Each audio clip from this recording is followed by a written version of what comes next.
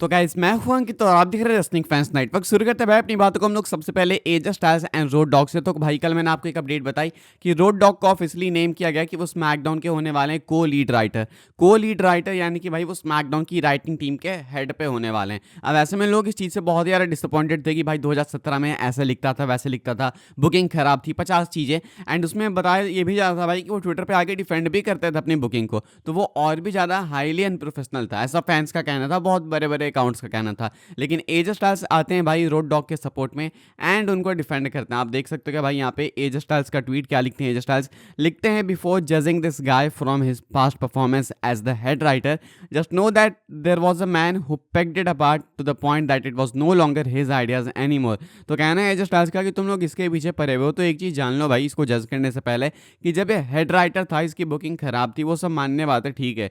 लेकिन जब Vince McMahon हुआ करता था, मतलब विंस मैकमैन का नेम ड्रॉप नहीं करते हैं लेकिन सबको मालूम है विंस की बात हो रही है, कहते हैं जब विंस हुआ करता था तो इसके आइडियाज़ थे ही नहीं, यानी कि ये पिच कुछ और करता था, आइडियाज़ इंप्लीमेंट कुछ और होते थे। तो तुम लोग इसको मत ब्लेम करो, आइडियाज़ को लेकर पकड़ के तोड़ के कुछ और बना दिया जाता था एंड वो कोई एक पर्टिकुलर पर्सन करता था एंड वो एक particular person most likely Vince McMahon ही है। वी ऑल नो भाई उनकी बात हो रही है यहाँ पे।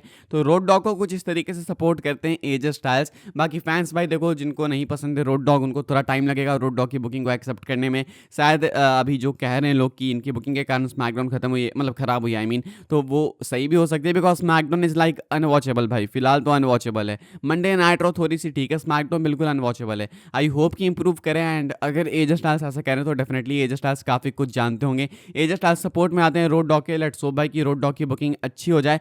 को लीड राइटर है, बिल्कुल हेड राइटर भी नहीं है, को लीड राइटर है, तो डेफिनेटली इनके ऊपर भी किसी का इन्फ्लुएंस होगा। नाउ लेट्स होप भाई कि जो भी ये लिख रहे हैं दोनों तीनों मिलके वो ढंग से लिखे एंड प्रोडक्ट अच्छा मिला भाई, बिकॉज रेसलमेनिया सीजन है, हाइप नहीं बन रही है एंड ये बहुत ही सैड पार्ट इस पूरी स्टोरी का। आगे बढ़ते हैं गाइस, हम लोग बात करते हैं डेमोलिशन की। तो भाई हॉल ऑफ फेम करीब आ रहा है धीरे धीरे। अब करीब तो मैं ऐसे बोल रहा हूँ भाई जिससे डब्ल्यूडब्ल्यूई ने अनाउंस किया है, अभी इन्होंने अनाउंस नहीं किया कि हॉल ऑफ फेम एक्जैक्टली कब होने वाला है, लेकिन ट्रिपल एच होने वाले हैं भाई इंडक्ट एंड वो मेन होने वाले हैं जो कि हेडलाइन करेंगे। मिसल मैककूल अनाउंस हो चुके हैं एंड शायद आपको कुछ टाइम बाद डेमोलिशन, ये जो टैग टीम है, लेजेंडरी टैग टीम, ये भी अनाउंस होते हुए देखने को मिल सकती है। फाइटफुल सिलेक्ट की अपडेट निकल के सामने आई है। यहाँ पे कहा गया अंडर डब्ल्यूडब्ल्यूई's करंट रेजिमे डेमोलिशन यानी कि x and smash have been brought up as the potential 2025 Hall of Fame inductees, but no word of it has been nailed down. Also, no word on if Chris was considered as a part of the group for a potential hall of fame induction. तो अभी recently अगर आपको मैंने update नहीं बताई तो बता देता हूँ भाई कि डब्ल्यूडब्ल्यूई ने इनको यानी कि डेमोलिशन को लेजेंड्स कॉन्ट्रैक्ट में साइन किया है। अभी फाइटफुल सिलेक्ट का कहना है कि इनका नाम डेफिनेटली पिच किया गया है डब्ल्यूडब्ल्यूई के करंट रेज्यूमे में डिस्कशन से इनको हॉल ऑफ फेम 2025 में इंडक्ट करने के लिए। हालांकि ऐसा नहीं है कि बिल्कुल ऑफिशियल चीज़ है, ये डिस्कशन से कंफर्म कुछ भी नहीं है। तो एक्स एंड स्मैश इनका नाम है भाई। मैं ज़्यादा इनके बारे में नहीं जानता, मैं झूठ नहीं बोलूँगा भाई। यहाँ पे एक तीसरा नाम भी लिया गया, वो है क्रस, शायद इनके ये पार्ट टाइम मेंबर रहे होंगे डेमोलिशन का या फिर कुछ, मुझे कोई आइडिया ज़्यादा है नहीं। तो यहाँ पे कहना है भाई कि क्रस को कंसीडर किया गया या फिर नहीं वो नहीं पता, तो इनके बारे में मुझे भी ज़्यादा नहीं पता, लेकिन इनके बारे में ये भी नहीं पता कि हॉल ऑफ फेम के लिए इनको कंसीडर किया गया या फिर नहीं। लेकिन जो बाकी दोनों एक्स एंड स्मैश इनको डेफिनेटली कंसीडर किया गया, इनका नाम डेफिनेटली आया है निकल के सामने। हालांकि ये ऑफिशियली कंफर्म नहीं है कि ये दोनों इंडक्ट होंगे। अगर हो जाएंगे तो समझ जाना भाई कि फाइटफुल सिलेक्ट की अपडेट सही थी, नहीं होंगे तो समझ जाना भाई कि ये रूमर जो थी वो रूमर ही बन के रहेगी। तो फिलहाल इनके चांसेस हैं, मुझे लगता है इंडक्ट हो जाएंगे बिकॉज इनको लेजेंड्स कॉन्ट्रैक्ट में लिया है, तो वो एक काफ़ी मेजर साइन है। आई थिंक इनको इंडक्ट किया जाएगा। आपको क्या लगता है भाई, कमेंट करके बताना। एंड आप और किस किस को इंडक्ट होते हुए देखना चाहोगे इस साल, कमेंट करके बताना। मैं टू बी ऑनेस्ट एक्साइटेड हूँ ट्रिपल एच के स्पीच के लिए। इसके अलावा अभी तो भाई कोई ऐसा इंडक्ट ही नहीं है जो कि मुझे हॉल ऑफ फेम सेरेमनी के लिए एक्साइट कर रहा हूँ। आप अपने थॉट्स बताना और किसको इंडक्ट होना चाहिए इस साल के hall of fame class of 2025 में। आगे बढ़ते हैं गाइस, हम लोग बात करते हैं अगली स्टोरी के बारे में जो कि मंडे नाइट रॉ को लेकर। तो भाई जो कल का रॉ का एपिसोड होने वाला है वो काफी ज्यादा मैसिवली स्टैक्ड एपिसोड है भाई। कल के लिए क्या क्या कंफर्म किया गया है वो मैं आपको बता देता हूँ। आप देख सकते हो कि भाई यहाँ पे जे उसो कंफर्म है, वो अपीयर होने वाले हैं। जे उसो का मैच गुंथर के अगेंस्ट रेसलमेनिया के लिए ऑफिशियली कंफर्म हो चुका है। जे उसो यहाँ पे अपीयर होंगे, यहाँ पे जे उसो को अपर हैंड मिलेगा इस बार, ये काफी मेजर क्वेश्चन है। सेमी जन भाई रिस्पॉन्ड करने वाले हैं केविन ओवंस के चैलेंज का। सेमी जन केविन ओवंस का मैच मोस्ट लाइकली डब्ल्यूडब्ल्यूई यहाँ पे ऑफिशियल कर देने वाली है एलिमिनेशन चेंबर के लिए एंड सेमी जन का रिस्पॉन्स देखना इंटरेस्टिंग हो सकता है। पेंटा वर्सेस बुच का मैच आपको देखने को मिलेगा, ये एक अच्छा मैच हो सकता है। पेंटा कंपीट करने वाले अगेन मंडे नाइट रॉ में। इसके बाद as styles and Dominik Mysterio का आपको मैच देखने को मिलेगा, ये भी एक बैंगर मैच हो सकता है। डकोटा काई एंड आइवी नाइल का मैच होने वाला है, मैं इसके लिए ज़्यादा एक्साइटेड नहीं हूँ, बट स्टिल ये एक अच्छा मैच हो सकता है।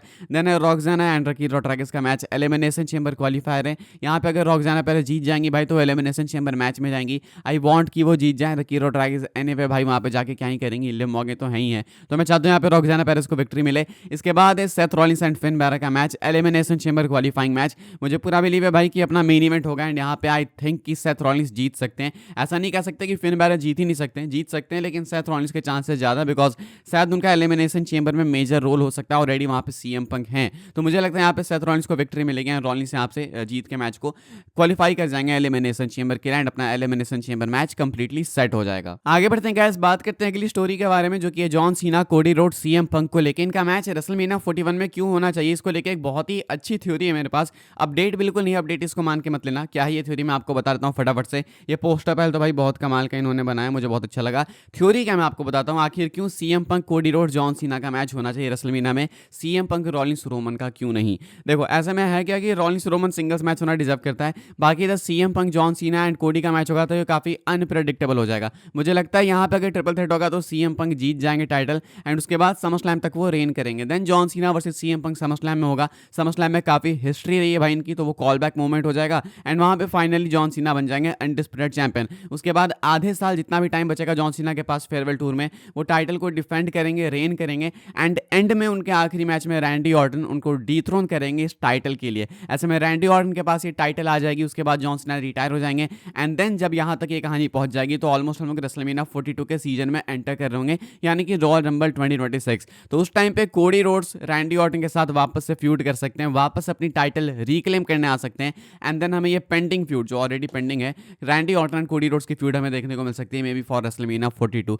सो आई थिंक ये काफी सारे कॉल बैक मोमेंट्स हो जाएंगे। कोडी वर्सेज जॉन सीना का भी मैच हो जाएगा, भले एक ट्रिपल थ्रेट में हो लेकिन वो भी हो जाएगा। सीएम पंक चैंपियन भी बन जाएंगे, जॉन सीना सीएम पंक से टाइटल भी ले लेंगे, देन रैंडी ऑर्टन भी जॉन सीना से टाइटल ले लेंगे एंड उसके बाद रैंडी ऑर्टन कोडी रोड्स भी हो जाएगा। उसके बाद कोडी जीते रैंडी जीते वो बात की बात है, लेकिन ये एक तरीका है डब्ल्यूडब्ल्यू को सब कुछ अगर ढंग से बुक करना है तो। आपके हिसाब से क्या ऐसा करना चाहिए डब्ल्यूडब्ल्यू को, हाँ या फिर ना, लिख के बताना। मैं तो चाहता हूँ भाई यही हो। खैर आगे बढ़ते हम लोग बात करते हैं अपनी आखिरी स्टोरी के बारे में, जो कि कोडी रोड्स को लेकर। तो भाई जो पूरा ट्विटर है वो अगेंस्ट दिख रहा है कोडी रोड्स के। सुबह उठा मैंने देखा भाई कि पूरा ट्विटर टर्न है भाई कोडी रोड्स के ऊपर। वैसे तो रात को भी था लेकिन अभी कुछ ज़्यादा ही है। ऐसा है ना कि लोग अब रोमन रेंज के जो फैंस हैं मेनली वो कह रहे हैं भाई कि कोडी रोड्स चैंपियन है, रेसलमेनिया रून हो गया।